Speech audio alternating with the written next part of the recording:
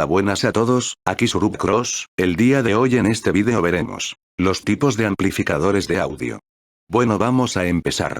Para la gente que ve mis vídeos, les pido por favor que se suscriban al canal si les gusta mi contenido y le den like al vídeo. No todos los amplificadores son iguales y existe una clara distinción entre la forma en que sus etapas de salida están configuradas y funcionan. Digas mamadas, Mary Way. Las principales características operativas de un amplificador ideal son la linealidad, la ganancia de señal, la eficiencia y la potencia de salida, pero en los amplificadores del mundo real siempre hay una compensación entre estas características diferentes. Básicamente se puede hacer la división atendiendo a los elementos que se van a usar, y centrándonos en amplificadores de alta fidelidad, podemos hablar de dos tipos de amplificadores. Amplificadores realizados con válvulas, trabajando comúnmente en clase A, y amplificadores realizados con transistores, trabajando comúnmente en clase AB o clase D. Las válvulas fueron los dispositivos electrónicos activos por excelencia desde principios de siglo hasta bien entrados los años 60. Entonces se vieron desbancadas por los diminutos transistores y diodos de estado sólido, capaces de desempeñar las mismas funciones en espacios mucho más reducidos, con un menor peso y con temperaturas de funcionamiento muy inferiores a las de las válvulas. Parecía ser un gran alivio para los músicos, ya que se conseguía más potencia y menos peso. A principios de los 70 se empezó a apostar por la amplificación a transistores y se empezaron a fabricar amplificadores de este tipo. Pero el transistor se encontró desde un principio con un grave problema: su linealidad y su mejor rendimiento teórico daban como resultado en circuitos de audio con sonidos muy fríos y con poco carácter, cosa que no sucedía con las válvulas.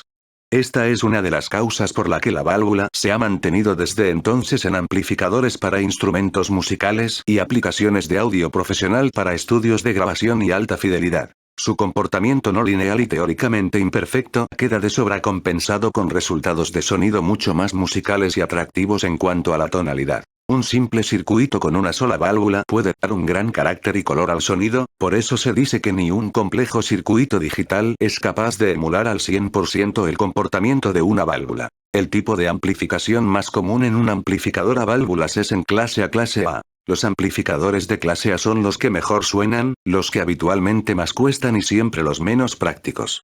Despilfarran corriente y devuelven señales muy limpias. La gran desventaja de la clase A es que es poco eficiente, es decir que requiere un amplificador de clase A muy grande para dar 50 watts, y ese amplificador usa mucha corriente y se pone a muy alta temperatura. Algunos amplificadores de high-end son clase A, pero la verdadera clase A solo está en quizás un 10% del pequeño mercado de high-end y en ninguno del mercado de gama media. Algunos amplificadores de clase A más sofisticados tienen dos transistores de salida en configuración push-pull. Se puede decir que la clase A se refiere a una etapa de salida con una corriente de polarización mayor que la máxima corriente de salida que dan, de tal forma que los transistores de salida siempre están consumiendo corriente. La gran ventaja de la clase A es que es casi lineal, y en consecuencia la distorsión es menor. Amplificadores de transistores. A los circuitos que no usan válvulas se les llama a transistores o de estado sólido, porque no usan dispositivos que contienen gas o líquido. Una de las causas por las que se usan transistores es porque las válvulas son excesivamente caras para amplificadores de muy alta potencia, ya que la mayoría de los amplificadores a válvulas dan menos de 50 watts por canal. Cuando salieron los primeros amplificadores de transistores, eran peores que los mejores amplificadores de válvulas de aquellos días. Debido a las bajas capacidades internas, los amplificadores a válvulas tienen unas características de entrada muy lineales. Esto hace a los amplificadores a válvulas fáciles de alimentar y tolerantes a fuentes de altas impedancias de salida, tales como otros circuitos a válvulas y controles de volumen de alta impedancia. Pero los amplificadores de transistores podrían tener un alto acoplamiento entre la entrada y la salida y podrían tener una impedancia de entrada menor.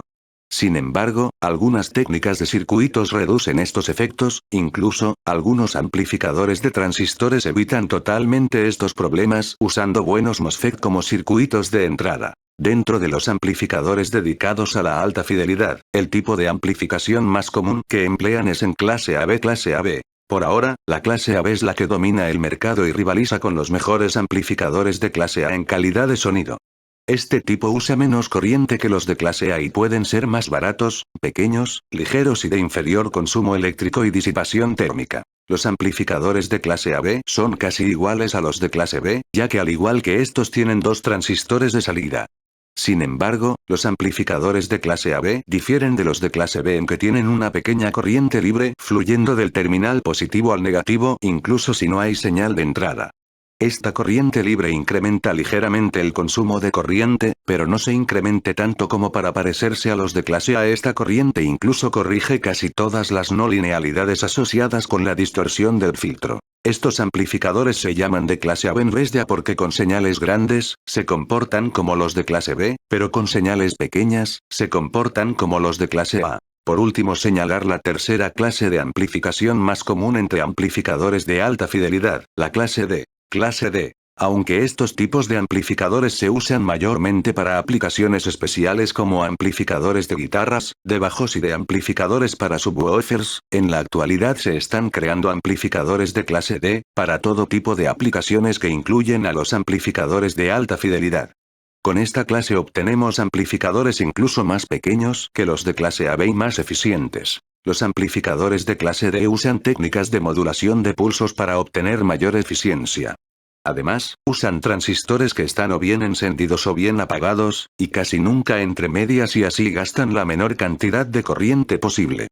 También, son más eficientes que los de clase A, clase AB, o clase B. Algunos tienen una eficiencia del 80% la plena potencia, pudiendo incluso tener baja distorsión, a pesar de no ser tan buena como los de clase AB o A. Los amplificadores clase D son buenos principalmente por su eficiencia. Es esencial que un amplificador clase D vaya seguido por un filtro paso bajo para eliminar el ruido de conmutación.